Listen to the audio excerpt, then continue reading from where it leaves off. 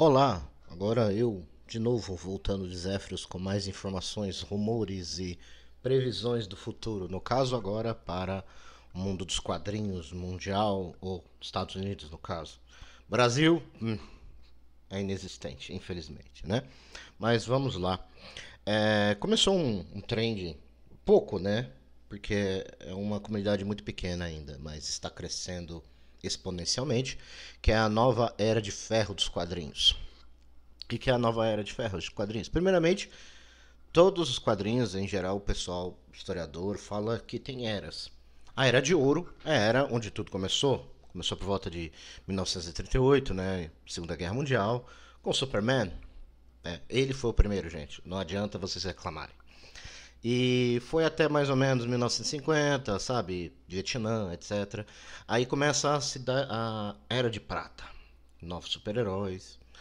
E daí foi até mais ou menos 1985. Há, obviamente, divergências. Aí tem a Era de Bronze, que vai uma parte da área dos anos 90, Era Moderna, e depois 2000 em diante, que é chamado de Era Pós-Moderna, etc. Que é uma bosta. Desculpe falar, mas é uma droga mesmo. Então, o que acontece é que, como todo mundo sabe, os quadrinhos nos Estados Unidos, no mundo todo, estão em completo desastre. E quando eu digo quadrinhos, eu digo os principais: Marvel, DC. Eu não estou falando dos filmes, estou falando dos quadrinhos. Grande parte dos filmes foi criado para dar um boost nas vendas dos quadrinhos também, mas não conseguiu. Quer dizer, conseguiu até um certo ponto, depois foi direto. E não é de agora, mais de 10 anos que estão no problema. Criadores relegando super-heróis, sempre substituindo eles, destruindo eles. Tem quadrinhos que eu não vou dizer de tão ruim e tão desrespeito que é, mas imagina Cowboy Bebop da Netflix ou Cavaleiro Zodíaco da Netflix ou basicamente qualquer adaptação de anime da Netflix. É aquele nível de respeito para baixo. Mas voltando. Esse nova era, né, essa nova era de comics, era de ferro de comics, ela está sendo mais focado nos independentes. Basicamente, os independentes eles têm uma vantagem, que eles podem focar diretamente para o consumidor.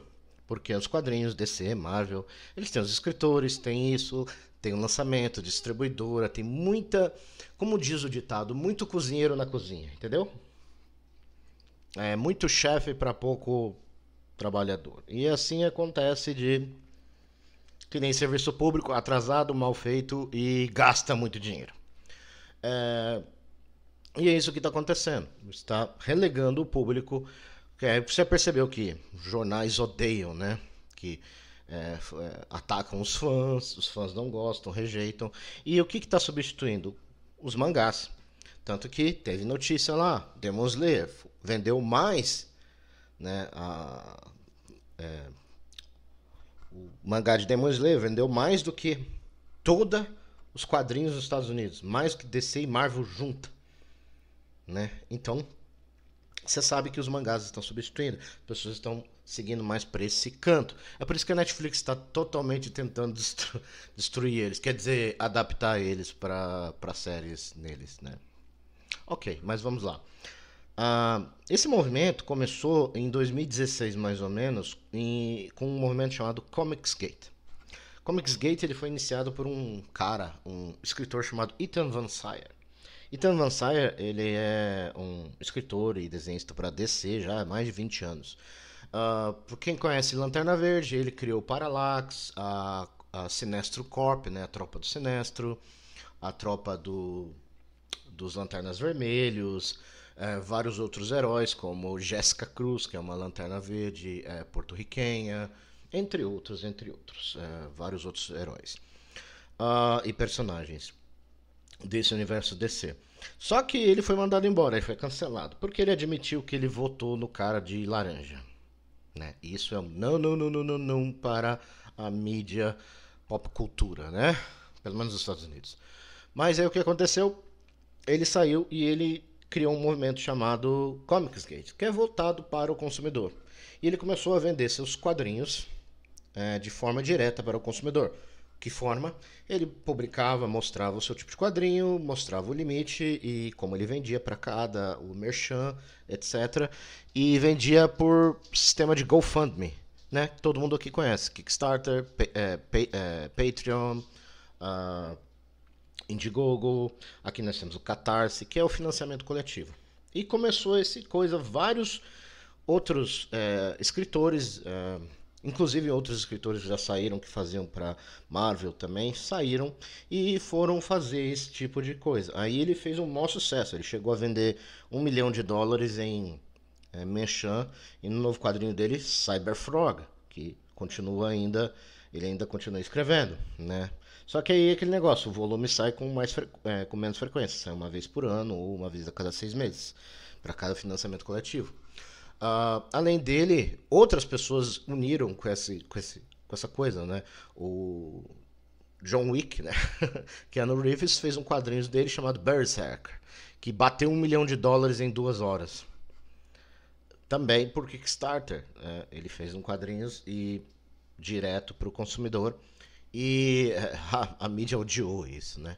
Depois dele tem Stallone, fez uma versão de quadrinhos também contando a história do Rambo antes dos filmes e do Coronel Troutman. Inclusive tem um youtuber escrevendo também, o Critical Drinker. Então, todo mundo tá pegando isso daí. E temos outras opções também. Por exemplo, Hipaverse, que é um youtuber afro-americano chamado Eric July, que eu já sigo ele faz um tempo. E ele é um youtuber que fala... Ele era rapper, depois youtuber, podcast, etc. E ele é fã de quadrinhos e ele criou o Hipaverse, que é a empresa dele de comics, que eu já falei em vídeos anteriores aqui para quem segue meus vídeos. E ele criou já a primeira campanha dele, que é o Ison, primeiro herói dele, bateu quase $4 milhões em vendas.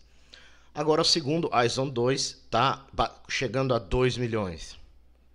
E ele já está em planos para fazer outros heróis do universo dele, que é o Alpha Core, por Chuck Dixon. Chuck Dixon, para quem não conhece, é um famoso escritor, né, veterano já de quadrinhos da DC e da Marvel. E ele vai fazer também Yaira, que é uma personagem que apareceu no Ison 1. E as irmãs Soska, que é umas escritoras antigas da Marvel, vão escrever esse quadrinho para ele. Além dele, nós temos o Kamen América, que eu já fiz review, já comentei aqui várias vezes, que é Pele Creek e Tim, que é um escritor e outro desenhista, faz uma heroína com um toque estilo mangá. Já está indo para o volume 8. E ele é um cara bem legal, ele me responde no Twitter quando eu falo sobre os quadrinhos, então é bem legal isso, né? E é uma heroína também, que quebra um pouco dos padrões normais de heróis que você vê hoje em dia, não dos antigamente, de hoje em dia. É bem legal, bem simples. Temos Douglas Ernst, que é Soulfinder, que também é um quadrinho mais voltado ao herói, mais sobrenatural, mais demônios, anjos, essas coisas. É a história bem interessante, né? De exorcistas que são... Eles contratam exorcistas que são veteranos de guerra, né? Porque já têm habilidades de combate para combater demônios. É bem legal. E temos, entre outros, né? Temos até alguns brasileiros, que é o Godslayer, né? Que tem um brasileiro envolvido. Aliás, o Hipaverse também tem um envolvido. E tem outros aí. Então, o que é essa nova era de ferro dos quadrinhos? São basicamente esses quadrinhos independentes, onde cada um produz, desenha, escreve e vende diretamente para o consumidor. Sem ter meio termo, sem ter corporativismo, sem ter politicagem no meio. Entendeu? Isso é o bom, isso que está crescendo. Então, a era de ferro... Ela é chamada isso porque é a era dos independentes, a era dos quadrinhos independentes.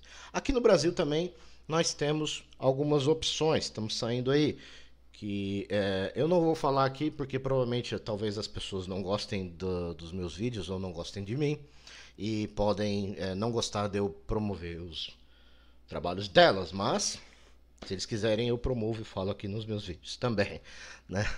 Mas vocês sabem como a internet me odeia. Mas voltando. Então, essa é a Era de Ferro. São era de independentes. Então, eu acho que isso é muito bom, porque vai produzir realmente coisas que as pessoas gostam e as pessoas estão dispostas a comprar. Entendeu? E nós vemos que tem um mercado para isso. Pô, os caras bateram 1 milhão, nós temos o Kamen América, nós temos Soul Finder. Então, eu acho que tem a possibilidade disso, tem a possibilidade de crescer. E eu acho que aqui no Brasil temos que fazer a mesma coisa. Infelizmente aqui é tudo mais difícil. Mas vamos tentando, a ideia é achar plataformas para podermos fazer isso, vender diretamente para os nossos consumidores, né? Sem ter que passar pelo corporativismo, sem passar pelas regras absurdas que nós temos, e lá também tem, mas aqui tem mais. E eu acho que nós temos que seguir esse exemplo e criar a nossa própria era de ferro aqui de quadrinhos no Brasil. Né? Não só quadrinhos, mas RPG também. Então eu tenho muita fé que isso possa acontecer, eu acho que pode acontecer. E estou tentando criar o meu aí. Então, vamos ver. Minha previsão é que DC e Marvel vão deixar de existir. Acredite ou não, elas vão deixar de existir. Pelo menos quadrinhos, vão largar de vez. Vão só publicar coisas antigas ou focar só nos filmes. Ou vai chegar uma hora que eles literalmente vão largar de tudo, porque não tá dando grana, não tá dando retorno. Por quê? Porque os produtos deles são uma porcaria e ninguém mais quer comprar. Simplesmente assim. A verdade é essa. É que nos últimos 10 anos os quadrinhos foram uma droga e afastou os fãs. E a mídia odiou ainda mais porque atacava os fãs que não gostavam. E é por isso que está nessa situação. Por isso que DC está na bancarrota, Marvel também. Principalmente, se você acha que os filmes já estão ajudando na falência deles, imagina os quadrinhos, que já estavam sofrendo isso há muito tempo. Né? Então, bem, essa é a minha previsão. A gente se vê outro dia.